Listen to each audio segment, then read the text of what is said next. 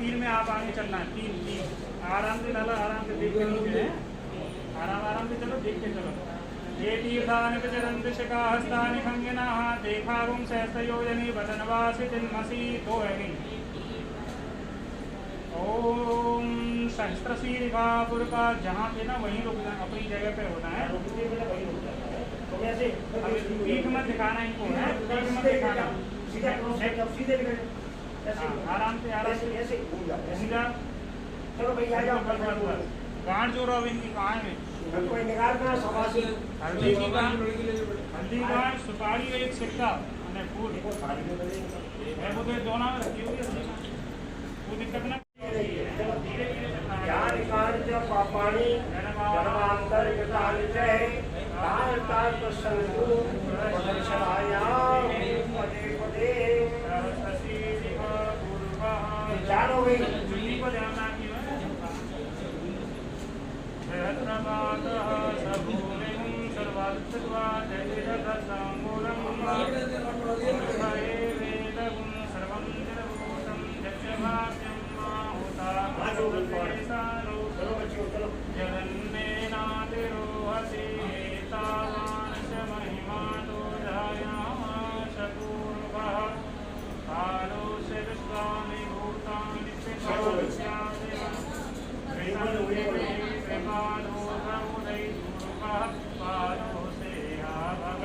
पानी कैसे बैठ जाओ।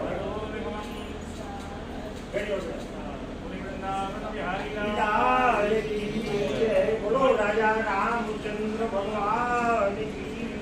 मंडपम परंपरागत हम सबको प्राप्त है।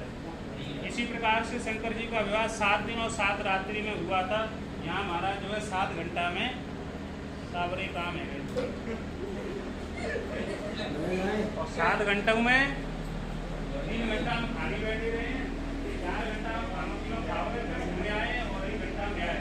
ठाकुर की कृपा ऐसी चलती रही। आगामी विवाह जो हो जाको मुझे 20-25 मिनट में कराना पड़ेगा।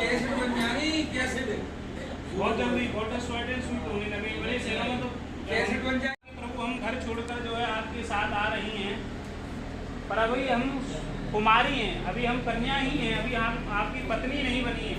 भगवान शंकर बोले ऐसा क्यों कह रही हो देवी? विवाह हो गया, हवन हो गया, फेरे हो गए, अब क्या रह गया? बोले जब तक कन्या की मांग नहीं भरता पर तब तक वो पत्नी नहीं बनती, तब तक वो कन्या कुमारी ही रहेगी। तो महावीर जी बोले तो मांग में ये भरे देता हूँ, मांग भरने में क्या दिक्कत है? बोले या मांग तभी भरी जाती है जब कन्या भर के वामंग आ जाए।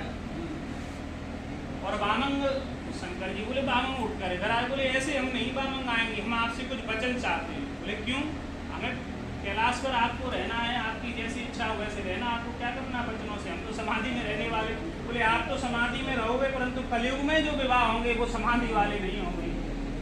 कलयुग में जो विवाह होंगे वो जरा सी बात पर विवाह संबंधों को बिगाड़ लेंगे, जरा सी अनबन होने पर जो है एक दूसरे से दूर हो जाएंगे, क्योंकि वहाँ माता पिता की बातों को ज़्यादा ध्यान नहीं देंगे बच्चे। पूर्वजों के संस्कारों में होंगे नहीं, तो उनके अंदर जो संस्कार का अभाव होगा वो अभाव उनके जो है वैवाहिक जीवन में व्यवधान उत्पन्न करेगा। तो क्या करना चाहिए? बोले हम आपसे 7 वचन देते हैं। 7 वचन कौन से हैं? रवि कुमार जी, शिल्पा जी आपसे 7 वचन ले रही हैं, तभी आपकी पत्नी बनेंगे। आप इनको देने के लिए तैयार हैं कि नहीं है? आज वो मैंने कर सकता था, हमने नहीं करी तो तुम करोगे। अच्छा दूल्हा जिस दिन बन जाता है आदमी फिर तो घूम ही करता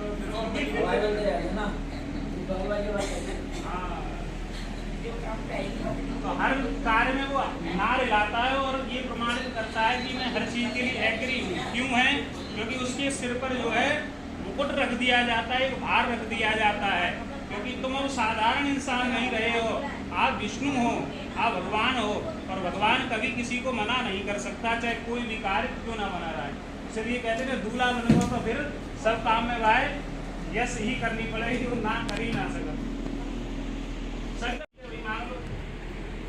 देना पड़ेगा, तो इसमें आज तो कम्प्रोमाइज ही ना सकता। अपनी वर्दी शिल्पा जी ने भी कहा ठीक है, अगर आपकी इच्छा है तो हम मांगे। इसमें कौन कौन से वचन है वो ध्यान से सुने। समुचितम अमृतम उद्याने मद्यपाने पिताग्रहे गमनेन च आज्ञान कर्तव्यम एतत् लक्ष्यं कुर्वन्तु एक निमिषे दुर्जे तदासी चत्वार माया पंच पशुभ्यां घट ऋतु सप्तशकी यावत्। पहला इनका वचन है एक निमिषे कि रवि कुमार जी आपके हृदय में आपके मस्तिष्क में आज से सिर्फ और सिर्फ जो है शिल्पा ही है, शिल्पा जी ही रहेंगे। नहीं दक्षिणा ना ने जाए शिल्पा का बहुत दिनन से याद है तो कई देर कुंडली देख ली मैंने। हमारे घर में का शिल्पी है। हाँ रटे गए हम शिल्पा है कि लोग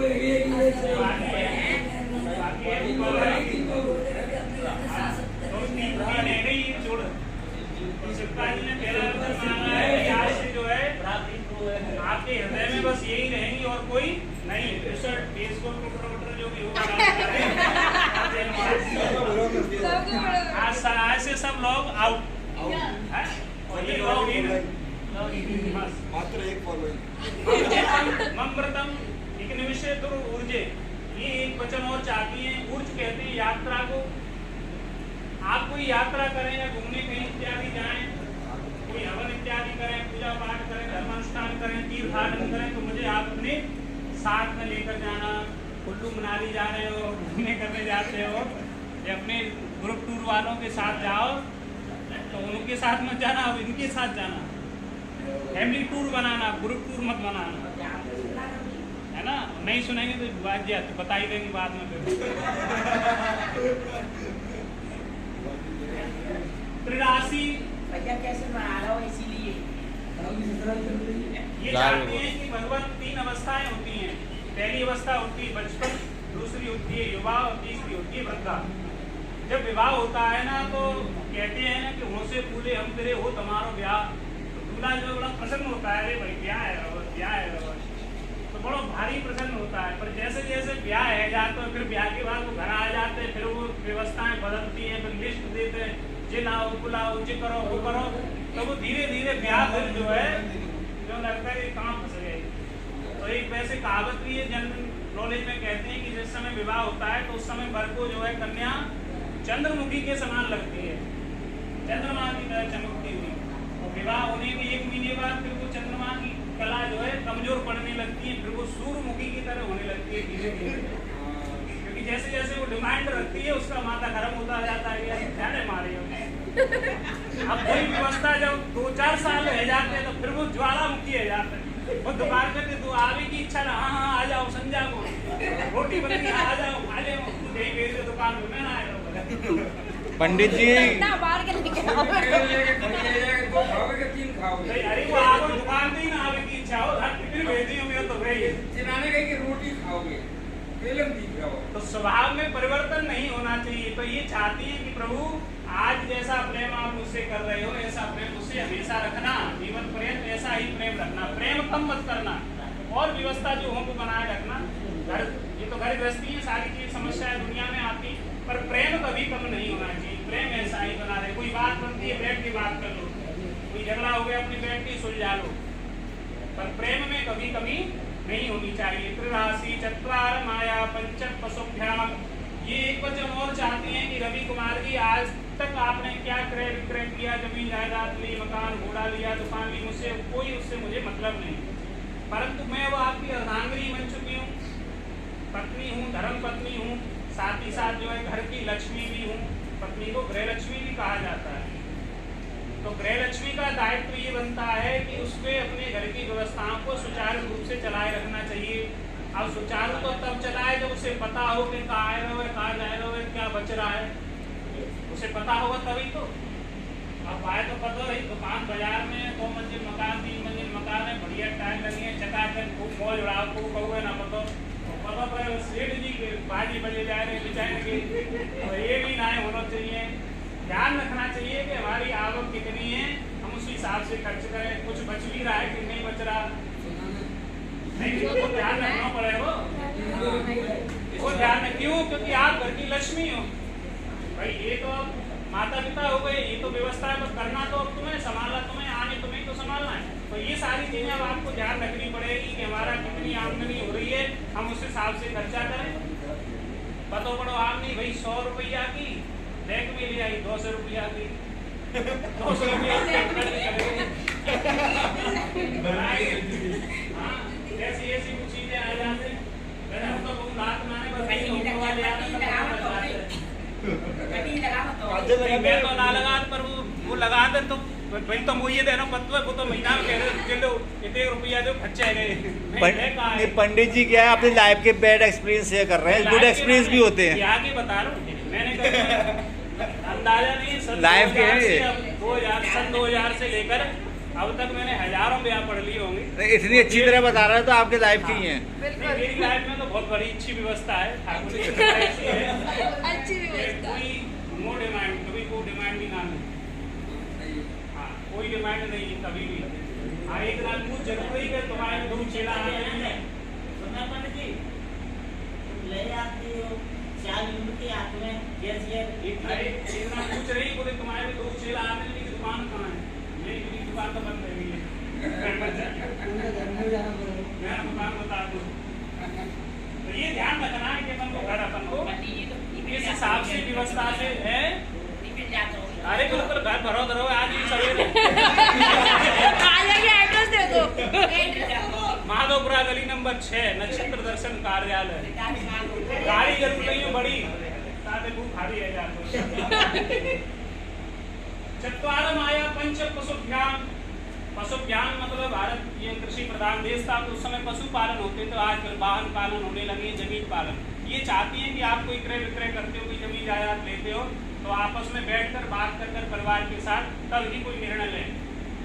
ऐसा नहीं कि आप अपने मन से कोई बड़ा निर्णय ले लें और उनको पता ही नहीं चले। तो आपस में चर्चा करके माता पिता से, अपनी धर्म पत्नी से, भाइयों से बैठकर आपस में बात करें कि हम ये काम करना चाहते हैं, उस हिसाब से आप अपने उस कार्य को करेंगे। अठे ऋतु 6 ऋतुआं होती है महाराज, जैसी ऋतु उस प्रकार से भोजन व्यवस्था ये आपकी जिम्मेदारी है। और एक लास्ट वचन है, कभी भी ये 7 सहेलियों में अपने परिवार के साथ, अपने भाइयों के साथ, बुआ जी के साथ, माता जी के साथ, किसी के साथ बैठी हो तो स्त्रियों का एक बढ़िया होटल है तो कुछ ना है। अरे नहीं पर रुक जाओ 10 मिनट में जा रहा हूँ अपने घर। तो बड़े जा रहे हैं आप तो 10 मिनट में जा रहे हो। अंतिम वचन क्या है? अंतिम वचन ये बात है उन्हें रुक जाओ।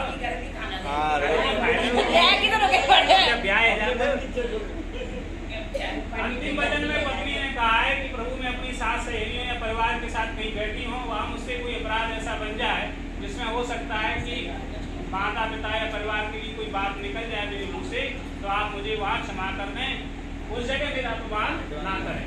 हाँ घर आके आप मुझे समझा देना कि भाई ऐसा नहीं आपको बोलना चाहिए या ऐसा वातावरण नहीं बनाना चाहिए जिससे हमारे परिवार या हमारे कुल या हमारे माता पिता या हमारे परिवार की इज्जत या किसी प्रकार की ऐसी व्यवस्था बने जिससे हमें नीचा देखना पड़े, क्योंकि आपकी इज्जत हमारी इज्जत है, हमारी इज्जत आपकी इज्जत है। इस प्रकार का आप ध्यान रखें। तो मैं आपके बामन लाने के लिए तैयार हूँ। भगवान शंकर बोले ठीक है देवी आप बामन लाइए, मैं आपको सहर्ष जो पत्नी स्वीकार करता हूँ। मैया पार्वती जैसे ही उठने लगी तो शंकर जी ने कंधे पे हाथ रख दिया। कंधे पे हाथ रखो, रुक जाओ भाई, इतना काम यहाँ खड़ो करो, भले ही होटल में धुआं है धुआं हो रहा है, पैसा वो बिल्कुल कम नहीं करे, वो पूरे ले वो मुझे पता है। आप कम कर लेना अपने, वैसे कोई नहीं। मैं वैसे पहले दिन माइनस में चल रहा। आपको कितने भी तो माइनस भी कहोगे। सही बात है। तो शंकर जी ने कहा कि भाई पार्वती जी आपने वचन हमसे तो ले ली, अब वचन हमें भी दो। भाई जब विवाह बराबर का हो रहा है तो बराबरी की बात रखो। पार्वती ने हाथ जोड़ लिया, बराबरी हम आपकी कैसे कर सकते हैं? आप भोलेनाथ, आप रिपोर्ट करके आए हो, तो हम तो अबला नारी हैं बेचारी, हम तो स्त्री हैं। अच्छा पहले समय में अबला ही होती थी नारी, अबला कहते थे अबला है। अबला का मतलब जानते हो जो गृह कार्य करने में दक्ष हो, यानी घर में आए हो किसी का सम्मान। अब अबला नहीं हो तो सबला हो गई है, सब काम करती है, दुकान भी चलाती है। ये तो भारत जैसे देश को भी चलाया है देवी पार्टी, तो हर कार्य करने में होशियार है तो स्त्री। तब भी भगवान शंकर ने कहा ठीक है ज्यादा नहीं तो कम से कम 5 तो दीजिए। मान गई। मम चित्तम अमृतम उद्याने मद्यपाने पिता गृहे कमनीय च। सीधे सीधे 5 वचन मान लिए। कौन कौन से? मम चित्तम पहला वही है, आपके भी हृदय में आज से प्रतीक मांगे तो 5 ही थे, 7 तो मैं पूरे नियमों वाले। मम चित्तम ममृतम बोले आज से कोई व्रत उद्यापन पूजा पाठ करोगी तो मेरे लिए। उद्याने आज से आप बाग बगीचे में अकेले घूमने नहीं जाओगी। मद्यपानी शराब पीने वाले, जुआ खेलने वाले ऐसे लोगों से दूर रहना। पिता रहे गमने, आज से आप अपने पिता के घर भी नहीं जाओगी। अगर ये वचन आप देती हो तो मैं आपको अपनी पत्नी स्वीकार करता हूँ।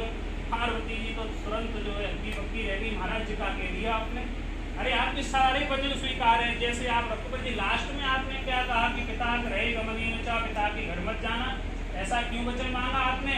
तो भगवान शंकर कहते हैं कि देवी इससे पूर्व जन्म में आपका जो है दक्ष प्रजापति के घर जन्म हुआ था, जहाँ आप सती के रूप में जन्म धारण करके आई थी। एक बार आपके पिता ने यज्ञ किया और आप बिना बुलाए वहाँ चली गई तो आपको आत्महत्या कर कर अपना देह त्यागना पड़ा, अग्नि में जलकर आपको भस्म होना पड़ा। इसलिए मैं बस इतना कहना चाहता हूँ कि आप नहीं, आदर नहीं, नैनन नहीं सने, तुलसी काग न जाइए चाहे कंचन बरसे मेघ। जहाँ आदर सम्मान ना हो इसको ने होली कर दो, इसको अग्नि नहीं वो सैले इसलिए धुआं हो रहा है।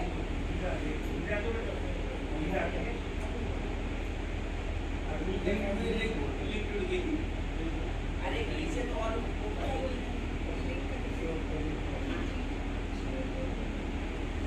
तो सती के बारे में बताया कि आप पूर्व जन्म की कथा सुना दी। तो बोले बस इतना कहना चाहते हैं कि अगर आपका सम्मान ना हो तो आप अपने पिता के घर भी मत जाना। क्या ये सारे वचन देने के लिए आप तैयार हैं? हाँ, भैया के घर बेटा हो, रक्षाबंधन का त्योहार हो, भाई दूज का त्योहार हो तो आप बिना बुलाए भी जा सकती हो, परंतु मैं आज्ञा नहीं दूंगा, क्योंकि पत्नी का एक ही धर्म है, एक ही धर्म, एक व्रत नियमा, काय वचन पंचवत प्रेमा। अपने पति की आज्ञा का अनुसरण करना ही पत्नी का एकमात्र धर्म है। अपनी सास ससुर को अपने माता पिता के समान समझना और उनकी सेवा करना, अपने घर को अपना मंदिर समझना और उस घर को सजा के रखना, यही पत्नी का धर्म है। आए हुए अतिथि का सत्कार करना, घर के बड़े बुजुर्गों की सेवा करना, गौ की सेवा करना, घर पे कोई अतिथि भिखारी कोई आता है तो उसे दान धर्म देना, ये स्त्री के 5 धर्म बताए गए हैं। आप अगर इन धर्मों का पालन करती हैं तो आप सहर्ष जो है बामन आ जाएंगे। मैं आपको अपनी